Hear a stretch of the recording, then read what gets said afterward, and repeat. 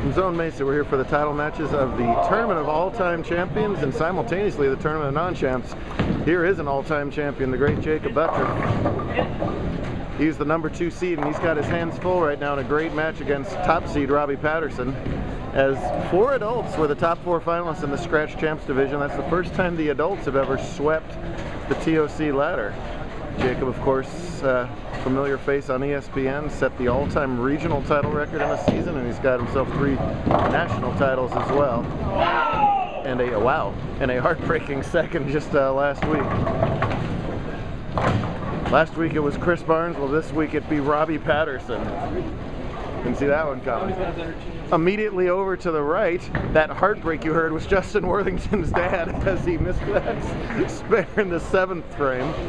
He's taking on Hayden Hull for the Handicap Champs title.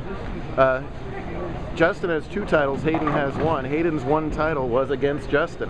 So interesting blood match here. This is the 8th frame. Worthington gets those light pins to trip. He's got himself trailing by 4 on the scoreboard, and Hayden's got to win by 16 to win the match. So overall, Worthington's got himself a 12-pin lead through the 7 frames. Hayden with one of the most amazing stories just to make the top 5 today. He shoots 300 in the last game of match play to make the finals by 2 pins. So he needed 299 to make the show. He comes up with a 300 and he breaks up a split there, but still falls behind a little bit further. Okay, they've been working on 6, Robbie, so that might have been just a test drive or something. They'll find out.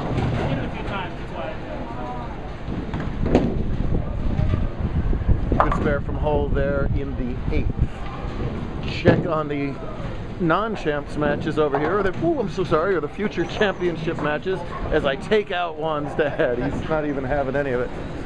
Top seed Mackenzie Hammer is taking on Juan Llamas after Juan dispatched Mackenzie's older sister Caitlin in the semifinals. She's telling the universe about it right now. She's not having it.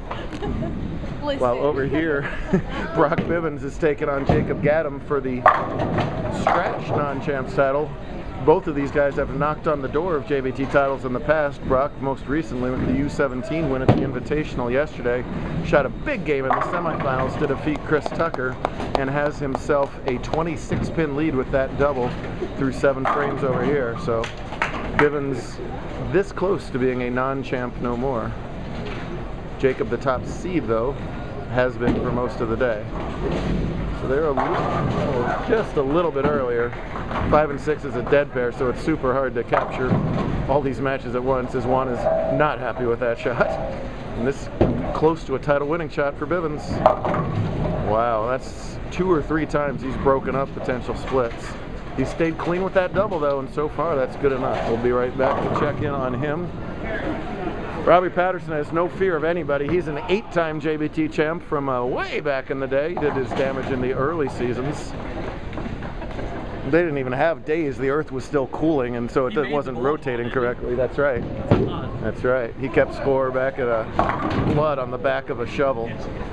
With this spare, he'll have a 10-pin lead over Jacob. This is the right kind of guy to beat Jacob. He is fearless. He is competitive.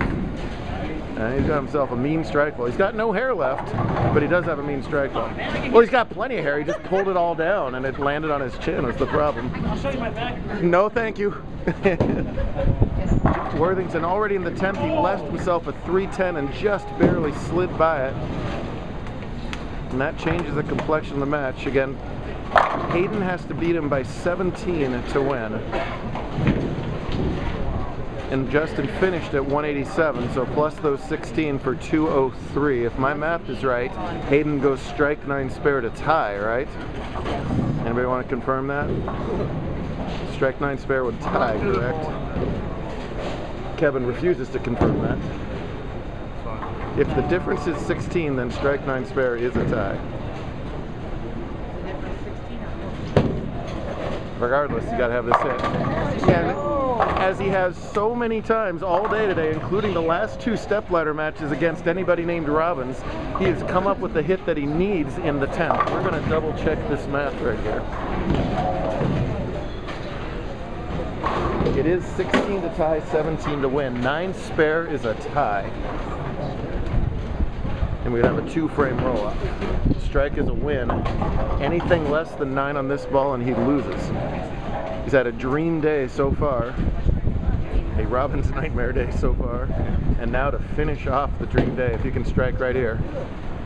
And he got it, shredding the rack. 3 times he's had to strike or double in the 10th. He's done it all 3 times. He had to shoot 299 just to make the step ladder. He shoots bills. Who is this kid? This kid is a 2-time JBT champ. That's who this kid is. Going back to Flagstaff with that title. What an impressive performance. Hard to stomach one for Jessica. Bowled really well. That 10th frame 310 did him in. What a giant killer in Hayden Hull. Congratulations to him. We're going to slide over here to the, well, as we slide over here, we're going to check over here. Buttreff's still alive. He's spared though in the 8th, so he didn't catch a double. So if Robbie spares this 10 pin in his 8th, he will lead by 9. Both bowlers on spares with 2 frames to go. Cross lane, no problem at the 10 pin. Over here, Bivens did not catch that double, but is not going to matter. Even if he misses this, he finishes at 193. That's going to be enough. Brock Bivens, welcome to the JBT winner's circle. One of the rapidly rising stars in Arizona. There's a couple of them. We just watched Hayden. He's one of them. I'm just happy he gave me this Father's Day gift. Isn't that a good Father's Day gift for there? Right on. Where's the rest of your mohawk, sir? Yeah.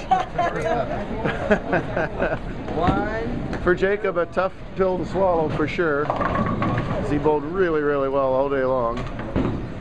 But there's the problem for Jacob today. Where is Brunswick? Oh, Brunswick took today off. There's your trouble.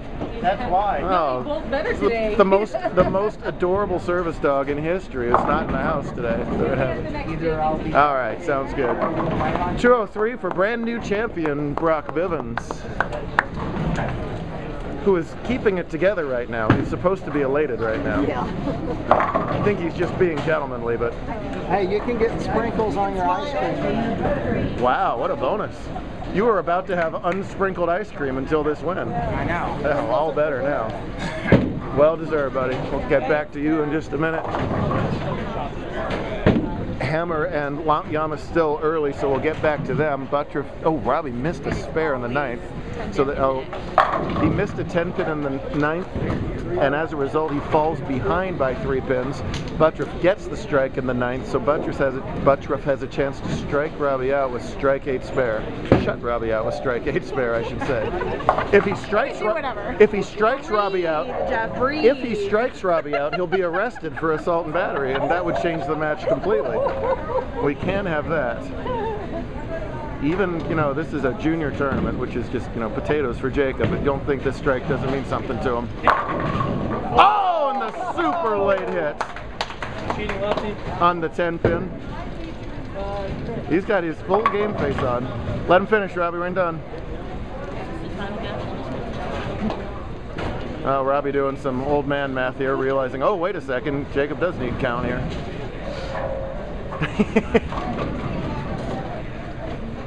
20-time JBT, PB champion, he's getting 9, so I can't believe it. Well, you know, Rhino Page got 5. Norm Duke got 4 a couple of weeks ago in Masters. 6. Oh, well, it is the 9. Oh, there's that. Good time for a rock slammed 8 there. It's good enough no matter what. A costly 10 pin miss. What do we say, modern current JBT kids? Make your spare. That's the difference in the match. Well, Jacob slides one title closer to Harley Swigert as he wants to retake the all-time lefty lead. Yeah. He's gonna have to win the TOC a couple more times in a row. Come on, Jacob. Don't put him past doing exactly that, by the way. Fine effort from Robbie. It's great to see some of the early season bowlers participate and do well. Mike Ramsey finishing in 3rd. A couple others down the line.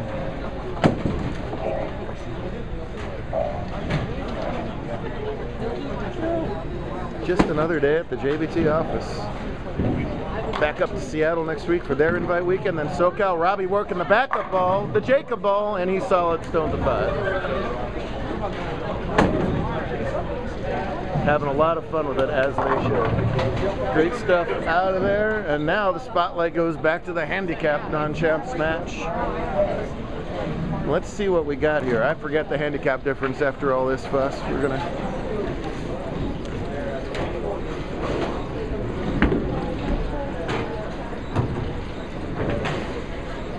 So the handicap difference is 29. Forgive all this spinning around in the video here as that thing's reoriented and we can stay right here with them. The difference is 29. Mackenzie's got to win this match by 30 pins to get her first title. As it stands, she leads by 17. Working on an open here in her 8th frame. Juan just opened in his 8th. So Mackenzie's got to turn on the gas here in the last 3 frames. And it could be just as simple as filling frames. When you're bowling the lower average bowler, you know, they're capable of striking out, and if they do, there's nothing you can do about it, but they're also capable of opening out very easily. And so spares could be enough. She's made 1, 2, 3 of them in this match, but 2 opens on the other lane her last 2 frames. Nice job there at the 6-10. Now can she get this left-hand lane? It's been her bugaboo in this match. It didn't start that way though. Strike in the first, strike in the third, then open since.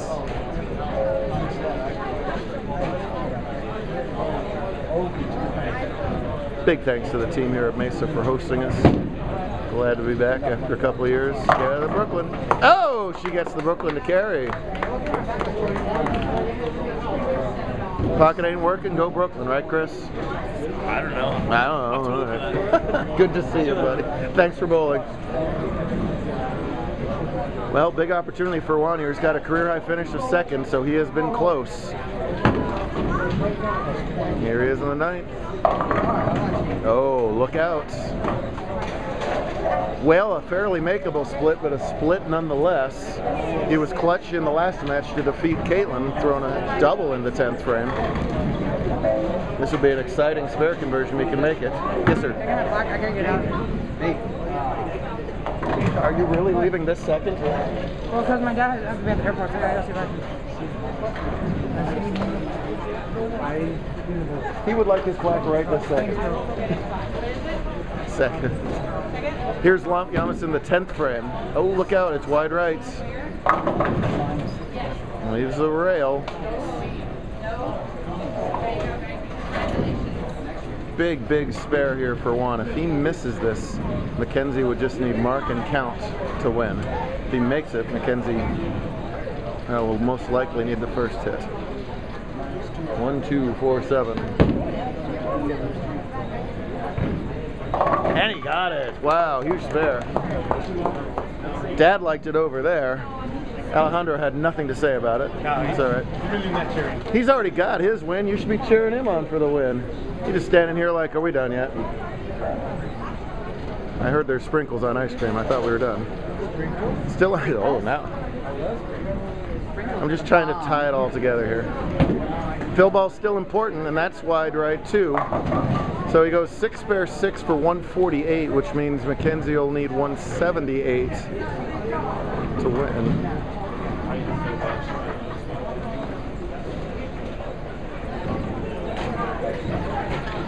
Yes. She needs 178 to win. She's got spare strike for 174. Strike on this ball, you win. Spare, you don't. It's got a hook. It's a beautiful shot. What a shot from Hammer. These are somewhat untested bowlers in high pressure situations, and she comes through with a wonderful strike there. 6 spare is 182, so she just needs to keep it behind the foul line here. A muted reaction from the Hammer family. That was clutch. My goodness. She got it. What a great 10th frame from Mackenzie. 64, 183 is just enough for the win. My goodness. She's all, I can't believe my sister won. LOL. Type. No, that is Facebook not Live. what I'm LOL. doing. Type. Okay. JK, I love her. LOL. Type. And a nice spare to finish it off with a 3-pin win. Great job, both of you guys. Well done. We're going to hand out the awards to all of our finalists. We'll do it again in Seattle next weekend. Hope to see you there.